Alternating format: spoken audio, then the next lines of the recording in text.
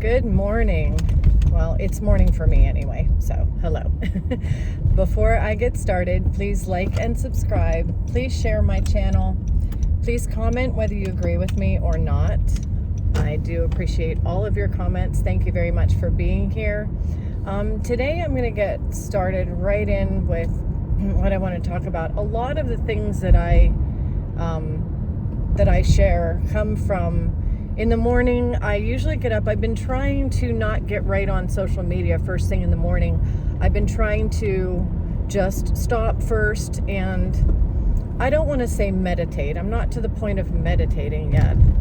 Wouldn't go that far. But I'm just taking a pause before I open up social media, before I think about too many things.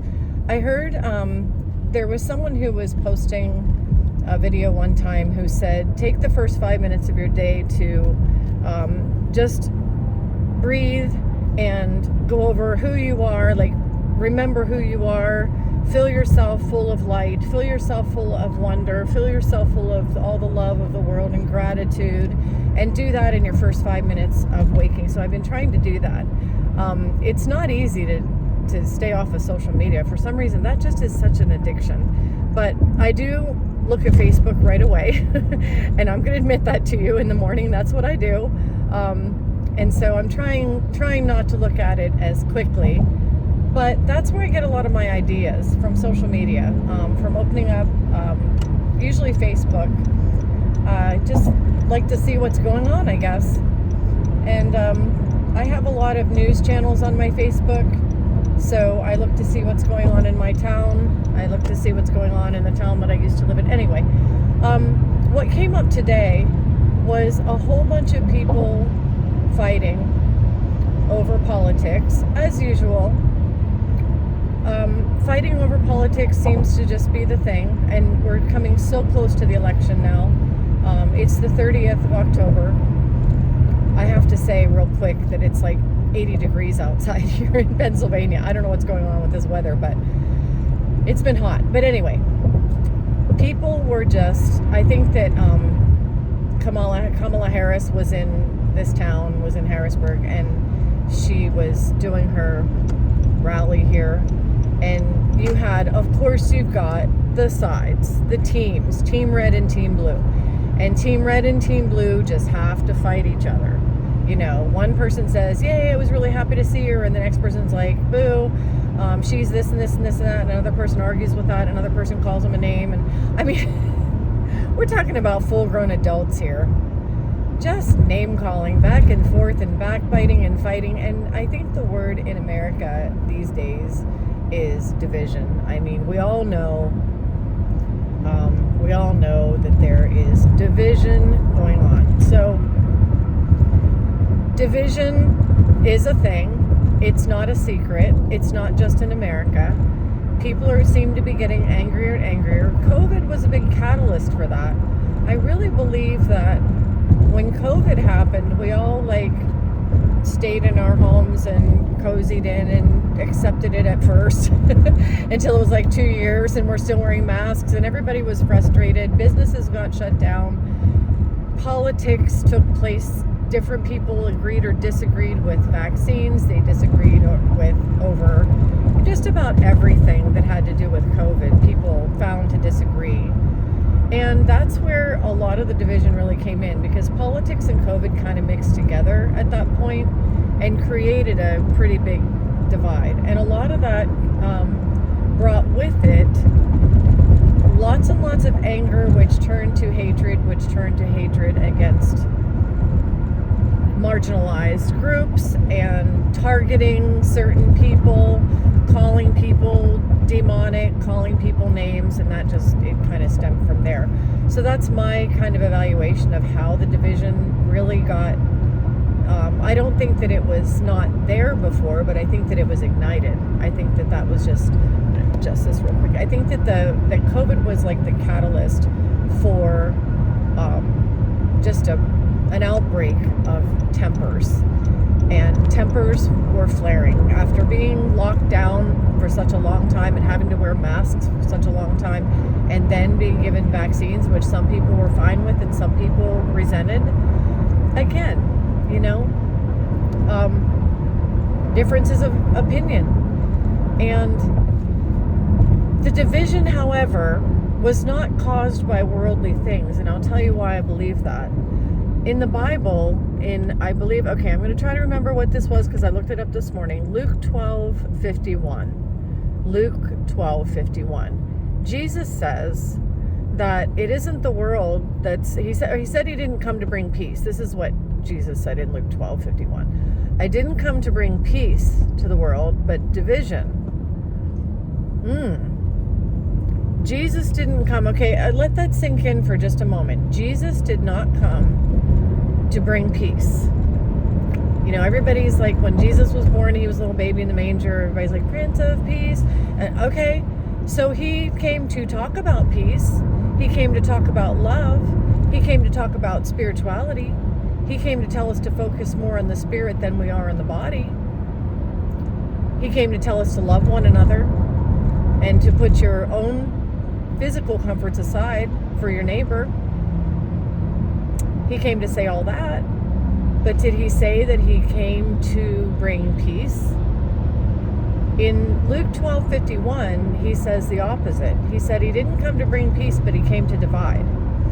And I wanted to talk about that a little bit because the division that we're seeing right now, here I have an angry truck. Look at this angry truck. I don't know if you can see him beside me now. He's passing me. Angry guy on my bumper. Right up on my bumper. Now he's angry with the next guy, slamming on his brakes up their bumper. Angry people everywhere. What are you so angry about? Get up earlier in the morning and give yourself a little more time to get there. So, the division that Jesus is talking about is not, he didn't come to bring the kind of division that says, fight with each other over your worldly comforts. That's not the kind of division he's talking about. He's talking about the split between what is known in the Bible as the wheat and the chaff.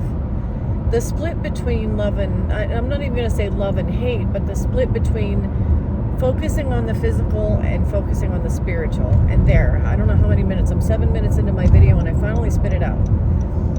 Jesus came to split this whole experience in half. Those who are focused on comfort in the experience and making sure that our bodies and our physical worlds are comfortable, and those who are focusing on making sure that we are the love and the light and making sure that everyone becomes love and light and is participating and has a chance, an opportunity to partake in the love and the light and to be the love and the light, which is God. That's the division. Okay. Again, I'm going to move this. This video is driving me nuts. So, anyway, that is the division that Jesus was talking about. That is a division that we need to be mindful of. The division is, which are you? Are you more concerned with your worldly comforts? Are you concerned with gas prices? Are you concerned with food prices? Are you concerned with babies, whether people are aborting babies? And by the way, somebody was just raging about how God would never want a baby to be killed. And here's the thing, this is going to piss off a bunch of Christians, but I'm going to say it anyway. In the Old Testament, and I don't have the verse with me right now, but look it up and you can Google search it. In the Old Testament, God said, go ahead and just pull the babies out of the mother's wombs. God apparently in the Old Testament said, slay all of them, kill them all, mothers, children, kill them all. Take their cattle, take their livestock, pillage their villages and kill the women and kill the children and the pregnant mothers. I mean, there's a lot of violence in the Old Testament, and people have pointed that out. People who are not Christians point out the violence in the Old Testament. And you know what? If you're going to quote Leviticus, you can't deny that God said, kill the babies. I mean,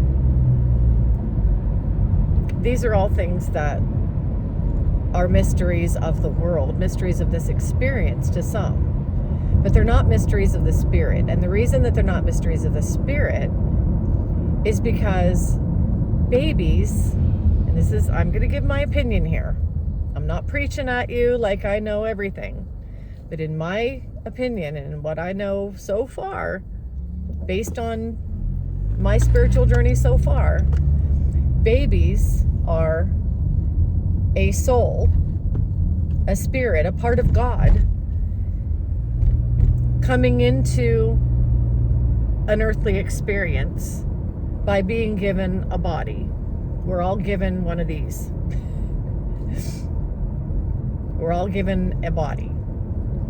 And it's what some people call our avatar. This is what we live in during this spiritual experience. We're all separated in these bodies. And a baby is a part of a spirit, a part of God, who is being assigned a body so that that part of God, that soul, can experience the world. Now, abortion is to get rid of that body before the soul has a chance to enter into it and be born into this experience. So what we're taking away is the physical avatar of that spirit would have entered into. As spirit souls, how do we know that that particular portion of God, that spirit, doesn't just end up going into another born baby?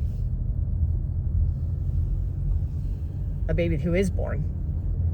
How do we know, are we aborting the avatar or are we aborting the spirit? And if we're aborting the spirit, does that spirit still get to live this earthly experience? You know, part of me sometimes says, gosh, I hope not. Like for me, if God would have never sent me to live this earthly experience, I'd have been like, cool, I'll just stay in heaven. Thank you. I don't need to be in this world. I'm good. But, you know, some people want to be born. I understand that. Some people want to live this life and some people enjoy living this life, and I'm good with that. Sometimes for some people, this life is really great, and for some people, this life is really hard.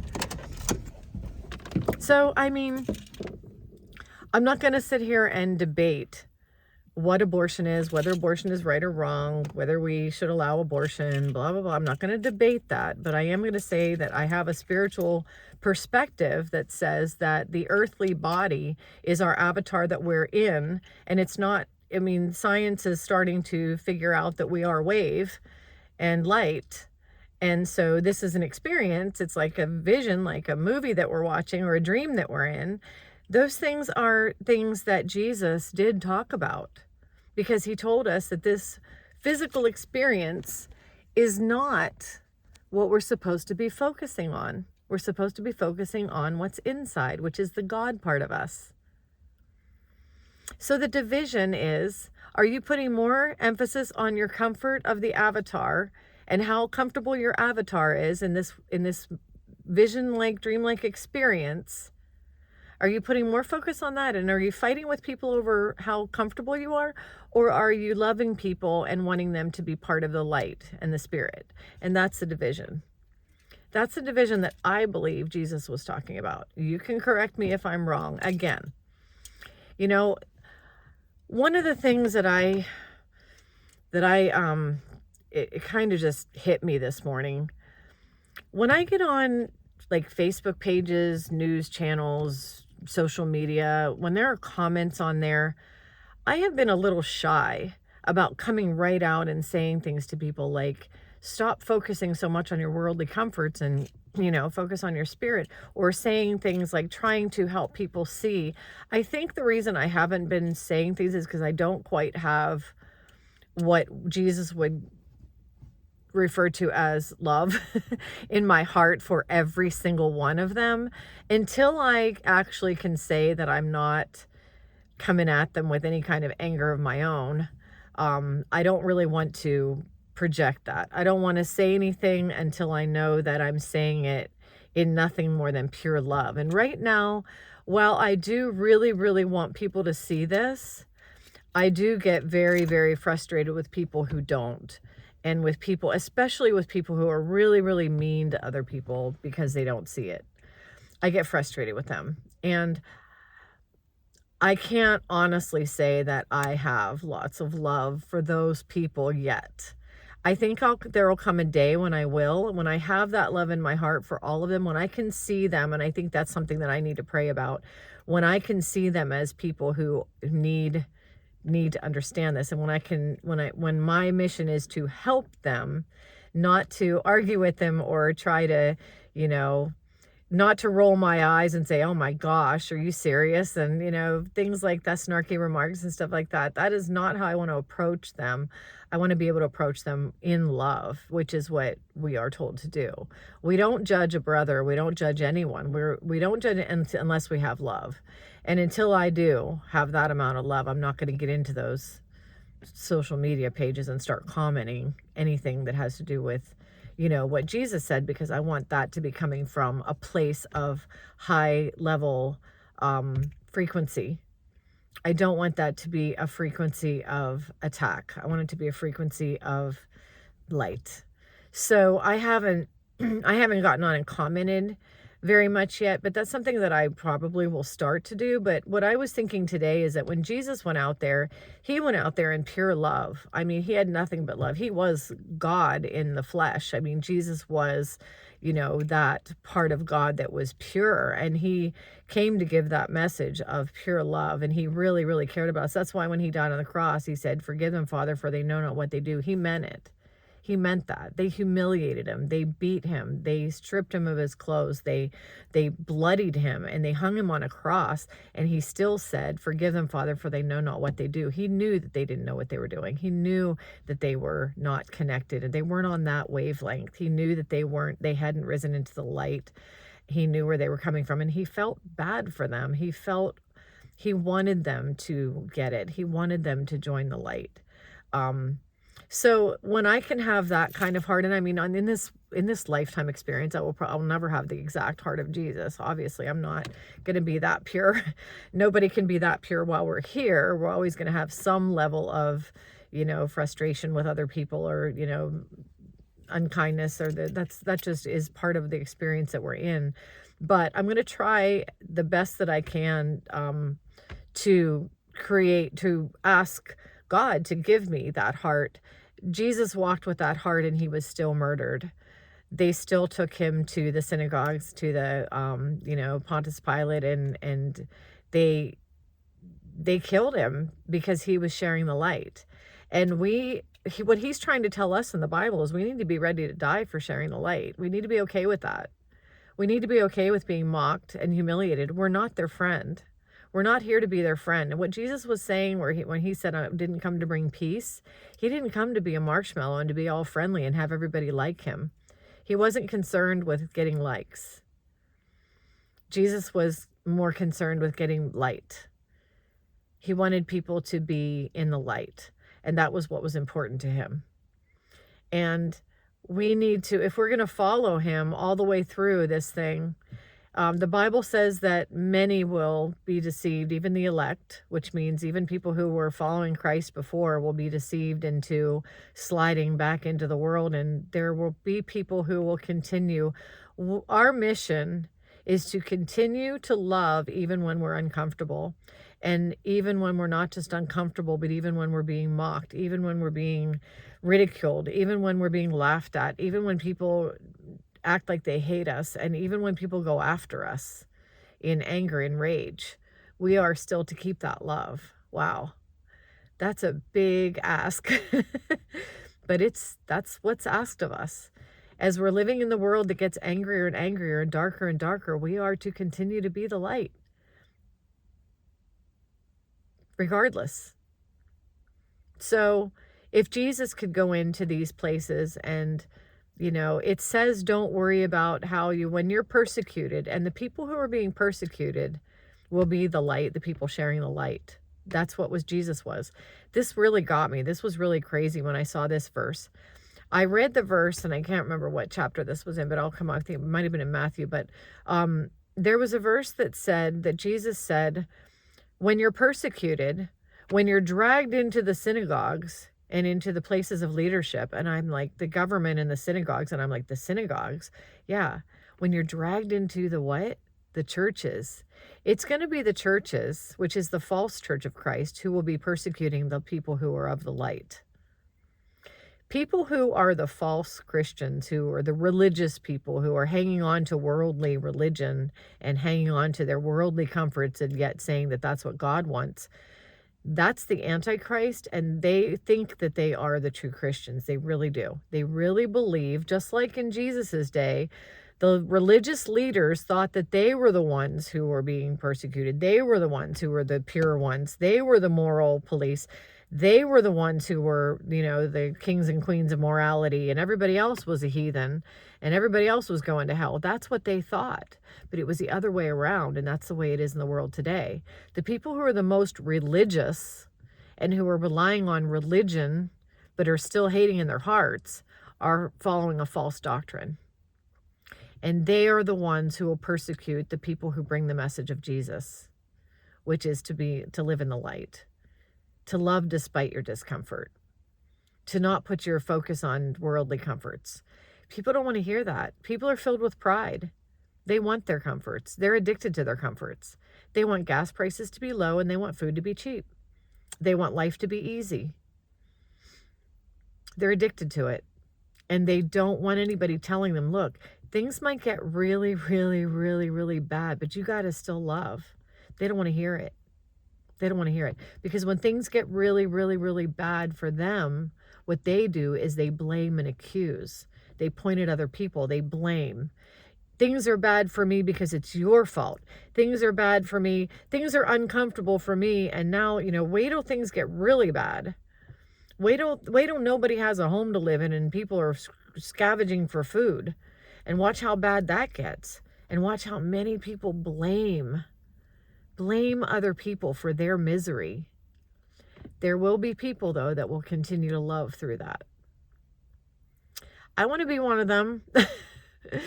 I can't say I've ever had it in my heart to blame everybody else for my misery. I have before felt that, things that are happening to me are because of at the hands of somebody else, if somebody's, doing something to physically hurt me. But the fact of the matter is it's all in me. The experience is in me. I am generating this experience. God is generating this experience, and we need to float through this experience with all the love and light in our hearts. It's an experience, and we need to keep, and this is what meditation is for, we need to keep focusing on the idea that this experience is just an experience, and the goal is to love right through it, no matter what the experience brings. If I end up homeless with no food, and somebody, God forbid, were to kill my cat right in front of me to eat my cat for food, and that the world were to get that bad and I were to look around, I would be so tempted to be filled with rage at other human beings. But we are called not to do that. I am called to understand that my cat has a soul, and his cat body is gone, but his soul still lives. I am called to understand constantly, without ceasing, that's prayer without ceasing, to know for a fact that no matter what happens in this world, even if your whole family gets killed, which has happened to people. Look at Job. Everything was taken from Job, and Job is a great example of this. Everything was taken from Job. But the name of the game is do not get bitter, get better. Don't get bitter, no matter what. Stay in the light. Stay in love. Don't let this experience make you bitter. And that's it. That's the name of the game. And when Jesus said he came to divide, that is the divide. We have to either focus on the world or focus on the light. So the question is, which one are we going to do? We all have that ability to make that decision. That decision is ours. So I am actually at 24 minutes right now. This is a long video, but I just felt this was an important subject. I really wanted to get this out there. Sorry the beginning of the video was so lengthy.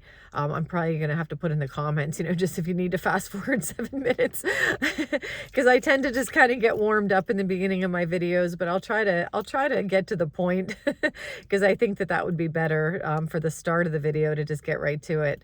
But anyway, I hope you're all having a great day, and I guess, tomorrow I have off and I'm going to go get my sticker for my car. So I'll be busy tomorrow, but I'll try to get back to you as soon as I can, and I will see you next time.